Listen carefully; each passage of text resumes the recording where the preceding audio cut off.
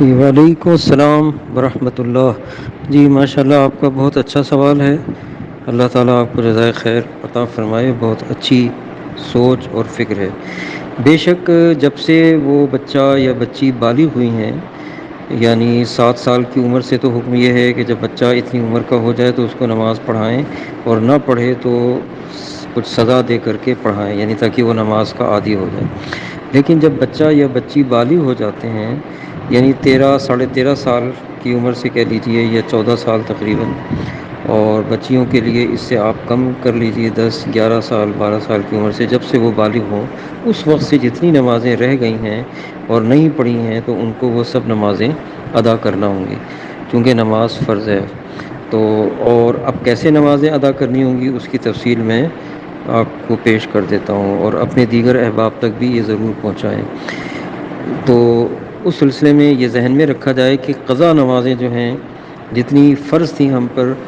وہ ہم پر سب فرض ہیں جو ہم نے ادا نہیں کی، اور ان کا جلد سے جلد ادا کرنا لازم ہے، اس لیے کہ کوئی پتہ نہیں کس وقت موت آ جائے، اور اس میں کوئی مشکل کی بات نہیں ہے۔ اگر ہم حساب لگائیں تو ایک دن کی 20 رکعت ہوتی ہیں، یعنی فجر کے 2 فرض، ظہر کی 4، عصر کی 4، یہ ہو گئی 10، مغرب کی 3، 13، عشاء کے 7 رکعتیں، یعنی 4 فرض اور 3 وتر، یہ 20 رکعتیں ہیں جو ہم نے پڑھنی ہے قضا کی صورت میں۔ ان نمازوں کو کس کس وقت نہیں پڑھنا، بس یہ نوٹ کر لیں: ایک طلوع کے وقت جب سورج نکل رہا ہو، ایک غروب کے وقت جب سورج غروب ہو رہا ہو، اور تیسرا زوال کے وقت، یعنی جب سورج جو ہے نصف النہار شرعی کے اوپر آ جاتا ہے، یعنی ظہر کا وقت شروع ہونے سے پہلے آپ نے دیکھا ہوگا کیلنڈر میں زوال کا وقت لکھا ہوا آتا ہے، اس وقت ان 3 اوقات کے علاوہ ہر وقت ادا کر سکے، کیونکہ اس وقت سجدہ کرنا جو ہے وہ منع ہے، منع فرمایا گیا۔ اور ہمیں یہ اختیار ہے کہ ہم پہلے فجر کی سب نمازیں ادا کر لیں، پھر ظہر، پھر عصر، پھر مغرب، پھر عشاء کی، یا سب نمازیں ساتھ ساتھ ادا کرتے، یعنی ہر نماز کے ساتھ اپنی نمازوں کو ادا کرتے رہیں، اور اس کا حساب ایک تخمینہ لگا لیں، حساب کتاب کی کتنی، جب سے ہم بالغ ہوئے کتنی نمازیں ہمارے ذمے باقی ہیں، اور ایسا حساب لگائیں کہ کوئی نماز ہمارے ذمہ باقی نہ رہ جائے۔ اچھا زیادہ ہو جائے تو کوئی حرج نہیں ہے، اور وہ سب بقدر طاقت، جتنی ہماری یعنی طاقت ہے، رفتہ رفتہ جلد اس کو ادا کرتے رہیں، اور اس میں ہمیں کاہلی نہیں کرنی چاہیے، اس لیے کہ جب تک فرض ہمارے ذمہ باقی رہتا ہے کوئی نفل قبول نہیں کیا جاتا۔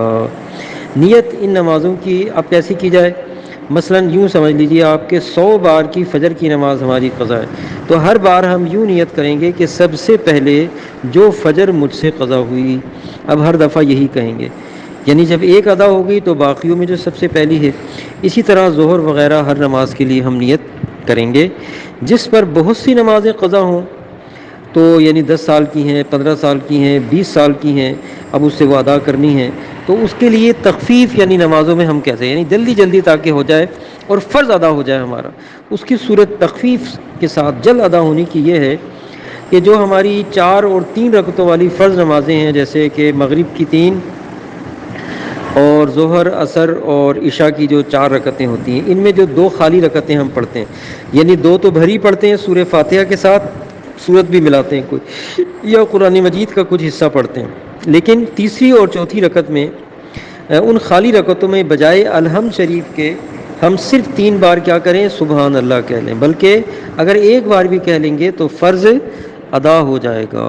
اب ایک تو یہ تخفیف ہو گئی نماز میں، دوسری جو تسبیحات ہیں رکوع اور سجود میں ہم پڑھتے ہیں سبحان ربی العظیم اور سبحان ربی العلیٰ پڑھتے ہیں، تو ان کو ایک دفعہ بھی اگر ہم پڑھ لیں گے رکوع اور سجدے میں اپنی اپنی تسبیح کو، تو یہ پڑھ لینا کافی ہو جائے گا، اور یہ فرض بھی ادا ہو جائے گا، یعنی رکوع اور سجدے کا۔ اچھا، اب تشہد میں جو بیٹھتے ہیں ہم 2 رکعتوں کے بعد، تو ہم تشہد تک ہی پڑھتے ہیں، پھر اللہ اکبر کہہ کے کھڑے ہو جاتے ہیں۔ جو قاعدہ اخیرہ ہے، یعنی سلام پھیرنے سے پہلے جو ہم تشہد پڑھتے ہیں، اس میں ہم درود شریف بھی پڑھتے ہیں، تو اس میں تشہد پڑھ کے بعد دونوں درود شریف کے بجائے صرف اتنا آپ کہہ لیجئے اللہم صلی علی سیدنا محمد و آلہ، اور بس یہ کہہ کے آپ سلام پھیر دیں۔ اور وتر جو ہم پڑھتے ہیں عشاء میں 3 وتر جو ہم نے پڑھنے ہیں، وتروں میں بجائے دعائے قنوت کے رب اغفر لی کہنا کافی ہو جائے گا، صرف اتنا کہہ لیں، پوری دعائے قنوت کے بجائے رب اغفر لی کہہ کے اللہ اکبر کہیں، رب اغفر لی کہیں اور پھر کریں تو طلوع اچھا اب وہ جو میں نے 3 اوقات اب آپ کو بتائے تھے کہ اس میں نمازیں نہیں پڑھنی ہے، باقی تمام اوقات میں پڑھیں کیونکہ اس میں سجدہ کرنا منع ہے، تو اس کی جو تھوڑی سی تفصیل یہ بھی سن لیں، طلوع آفتاب یعنی سورج کا صبح نکلنا، اس کے 20 منٹ بعد آپ قضا نمازیں پڑھیں، غروب آفتاب سے 20 منٹ قبل نماز ادا کریں، اس سے پہلے یا اس کے بعد جو ہیں ناجائز ہے۔ اچھا ہر ایسا شخص جس کے ذمہ نمازیں باقی ہیں اس کو یہ بھی چاہیے کہ چھپ کر پڑھے، ایسی ان چیزوں کو لوگوں پر ظاہر کرنا اچھی بات نہیں ہے، کیونکہ ایک یہ ہماری خطا تھی کہ ہم نے غلطی تھی کہ ہم نے فرض نمازیں نہیں پڑھی، تو ایک گناہ کا اعلان جائز نہیں ہے کہ لوگوں کے سامنے ہم ایسا نہ کریں، ٹھیک ہے۔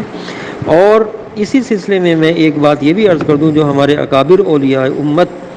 علماء ربانیین نے بیان کی کہ اگر کسی شخص کے ذمے 30 یا 40 سال کی نمازیں واجب الادا ہیں، یعنی اس نے نہیں پڑھی، اب اللہ تعالیٰ نے اس کو توفیق دے دی، ہدایت دی، جیسے کہ آپ نے اپنے سوال میں کہا تھا، تو اب جب وہ اپنی ان نمازوں کو ادا کر رہا ہے اتنی لمبی زمانے کی، اب اس نے اپنے تمام ضروری کاموں کے علاوہ جن کے بغیر گزر نہیں تھا، یعنی دنیا میں رہنے کے لیے ضروری کام ہے وہ تو کرنے ہیں اس کو، کاروبار وغیرہ بھی دیگر ضروری جو تھے وہ اب ترک کر کے اس نے نمازیں پڑھنا شروع کر دی، فرض نمازیں، اور پکا ارادہ کر لیا دل سے کہ کل نمازیں میں ادا کر کے آرام لوں گا، اور فرض کیجئے اسی حالت میں 1 مہینہ یا 1 دن ہی کے بعد اس کا انتقال ہو جائے، تو اب آپ کا یہ دوسرا سوال بھی ہو سکتا ہے کہ ایسے کے لیے کیا حکم ہے، تو وہ بھی سن لیجئے۔ اب علماء نے ہمارے اکابر اولیاء امت نے فرمایا کہ اگر ایسی صورت میں اس کا انتقال ہو گیا تو اللہ تعالیٰ اپنی رحمت کاملہ سے اس کی تمام نمازیں سب نمازیں ادا فرما دے گا، اس لیے کہ اللہ تعالیٰ کا ارشاد ہے وَمَن يَخْرُجُ مِن بَيْتِهِ مُهَاجِرًا إِلَى اللَّهِ وَرَسُولِهِ ثُمَّ يُدْرِكُهُ الْمَوْتُ فَقَدْ وَقَعَ أَجْرُهُ عَلَى اللَّهِ، یعنی جو اپنے گھر سے اللہ و رسول کی طرف ہجرت کرتا ہوا نکلے پھر اسے راستے میں موت آ جائے تو اس کا ثواب اللہ کے ذمہ کرم پر ثابت ہو چکا۔ تو اب دیکھ لیجئے آپ کہ یہاں مطلق فرمایا کہ جو گھر سے نکلا، یعنی ایک ہی قدم نکالا اور موت نے اس کو آ لیا تو پورا کام اس کے نام اعمال میں لکھ دیا جائے گا اور اس کا کامل ثواب پائے گا۔ تو وہاں اللہ تعالیٰ کے دربار میں جو ہے نیت جو ہے وہ دیکھی جاتی ہے،